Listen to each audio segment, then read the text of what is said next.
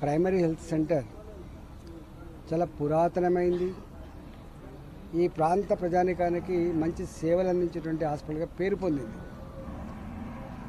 కొండ నాలుకకు మంది అయితే ఉన్న నాలుక వినట్టుగా పాత బిల్డింగ్ స్థానంలో కొత్త బిల్డింగ్ వస్తే మరింత మెరుగైన సేవలు అందించవచ్చు అని చెప్పేది భావించి ఆనాటి ప్రభుత్వం టెండర్లు పెట్టి బిల్డింగ్ కన్స్ట్రక్షన్ మొదలు పెడితే బిల్డింగ్ కట్టిన కాంట్రాక్టర్కి బిల్లులు రాకపోవడం వల్ల ఆ కాంట్రాక్టర్ తాళాలు వేసుకొని అనేక నెలలుగా ఈ దవాఖానా పేద ప్రజానీకానికి సర్వీస్ అందించడంలో ఇవాళ విఫలమైపోయింది. ఇక్కడ రాజకీయ పట్టింపులు, కాంట్రాక్టర్ల బిల్లులు చెల్లించకపోవడం, పట్టింపు లేకపోవడం, పేదల వైద్యం పట్ల అసలు ఆలోచన లేకపోవడం అనేది బాధ అనిపిస్తుంది. ఇవాళనే ఆరోగ్య మంత్రి గారితో మాట్లాడి వెంటనే దీన్ని ఓపెన్ చేయించే ప్రయత్నం చేస్తా అని చెప్పి మేము మనవి చేస్తున్నాం. దానికోసమే ఇక్కడికి వచ్చినాం. ఇలాంటి అనేకం ఉన్నాయి. ఇంతకుముందు వేరే దవాఖానా పోయినప్పుడు కూడా అనేకం ఉన్నాయి. కాంట్రాక్టర్లకు బిల్లులు రాక హాస్పిటల్ కన్స్ట్రక్షన్ డిలే కావడం, కట్టిన దవాఖానలు అందుబాటులోకి రాకపోవడం, ఇనాగరేషన్ చేయించకపోవడం అనేది బాధ అనిపిస్తుంది. ఈ సమస్య మీద తప్పకుండా మంత్రి గారితో మాట్లాడి తక్షణమే ఈ దవాఖానా ప్రారంభించి పేద ప్రజానికానికి సర్వీస్ అందించే విషయంలో ఇక్కడ స్టాఫ్ని పూర్తిగా నియమించే, అదేవిధంగా ఎక్విప్మెంట్ కూడా పూర్తిగా అందించి ఈ దవాఖానా ప్రభుత్వ పరంగా ఉండేటువంటి హాస్పిటళ్లలో పేదవాళ్ళు మాత్రమే, కడుబీదరికంలో ఉన్న వాళ్ళు మాత్రమే వస్తున్నారు.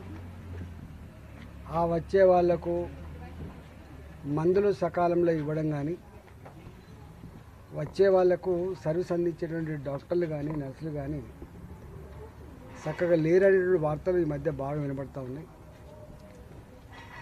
ఈ హాస్పిటల్లో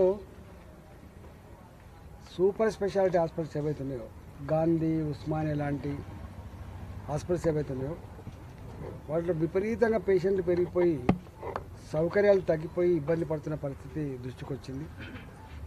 దాంట్లో భాగంగానే ఈరోజు మేము ఈ మల్కాజిగిరి పార్లమెంటు పరిధిలో ఉన్నటువంటి కంటోన్మెంట్ హాస్పిటల్ కావచ్చు,